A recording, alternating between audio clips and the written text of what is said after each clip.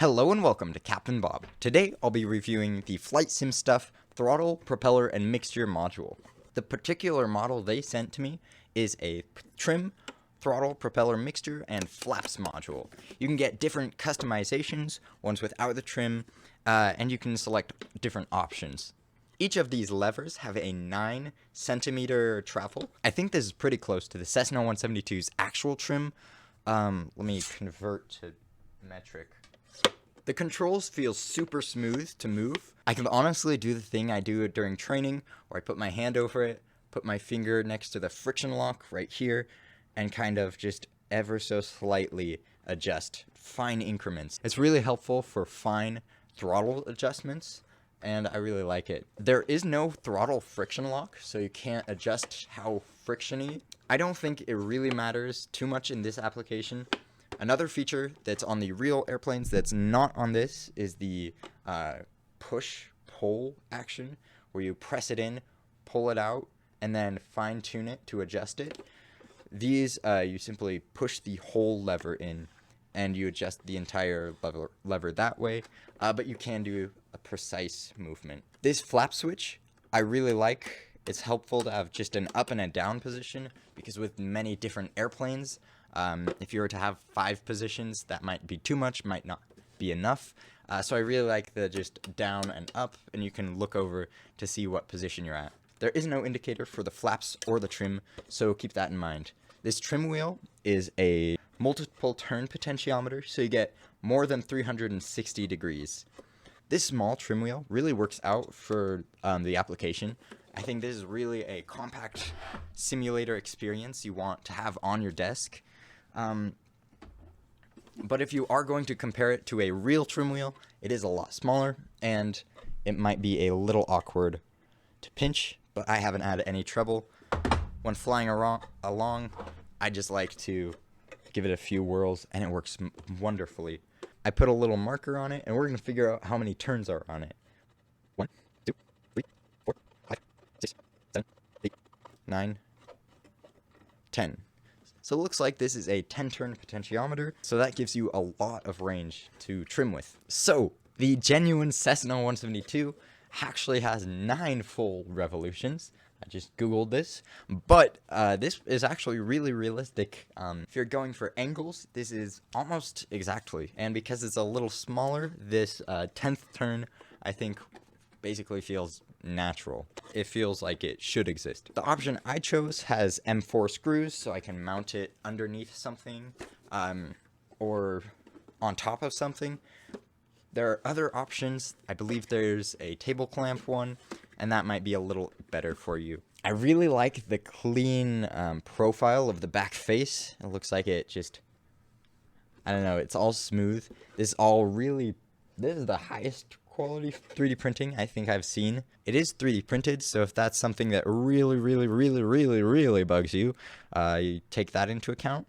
Up close, it looks like everything, all the surfaces are pretty clean. This trim wheel feels like it has a little bit of friction. I think it's about the amount I had when I was flight training. You just give it a few whirls and it would go. So I really like the design of it, even though it is a little small. Small trim wheels like this always have difficulties, because with a large trim wheel, you have like this much to grab onto. With a small one, you have like this much. So just keep that in mind if you're really like a flight simulator snob like I am. I am being critical of this. I'm comparing it to the actual Cessna 172 and 182, but this doesn't say Cessna really anywhere. It doesn't have to be perfect. It serves its function very well. I honestly reach to grab this every time I go flight simming. I didn't get the desktop clamp version, so I just get a clamp from like Lowe's and just clamp it onto my desk. I'm even going to showcase this in an idea fair for school. I'll put it in front of my flight simulator and get going. It'll be pretty cool. This is one of the few standalone push-pull throttle units in the market. The other one, the Cytec TPM, is I think like $500 if you find it on eBay, so this is a great deal. You can feel everything is built pretty nicely. One thing I did notice with my flap, I don't know if this is something standard, is that there's a half click if you hear that. And then there's a full click. So there, it does feel like you're clicking it, like there's 2 detents, but I believe there's only 1 detent. And some of the things I really like about this is the support. The support on this order was really good. I could see every step of the way where it was. I think I even sent it to the wrong location or something, and then we worked together to find a solution. It was seamless. With support, no news is usually good news, and I have nothing negative to report. I like the surface finish on the bottom of it. It's really smooth. It's a nice glass bed. It looks like the bottom layer was dialed in. And yeah, it uses one of these USB-A cord cables that like plugs into a printer. I have tons of these, but it just plugs in like that. Really awesome. I really do like these designs with standardized cable like this, because if this cable shorts out, you can replace it. Really nice. Let's get to flying. Alright, so I found the instructions on the website under controller settings. It's super easy to navigate to under FlightSimStuff.com, and you can follow these. It would be nice to have some screenshots, but it's easy enough to follow from here. Now I think it's all set up. I did hit a few snags, but looking it up right here really helps a lot. Apply and save. Resume. And here I am. If I get the parking brake, it wouldn't be nice to have a parking brake on this somehow. I don't know. That's just one of the things that isn't sold a lot, but it's really annoying. But you can see here, all of these throttle, let's stay on the runway. All of these levers work. Of course, not in the Cessna 172. You might have to reverse them. I think that's a problem I've had with every single flight simulator, with every single control. Throttle usually works perfectly, but mixture always needs to be reversed. I don't know why that is. It's probably the way I'm configuring it. But you can fix that, just click the little reverse button. But let's see how the flaps work. Ignore the background.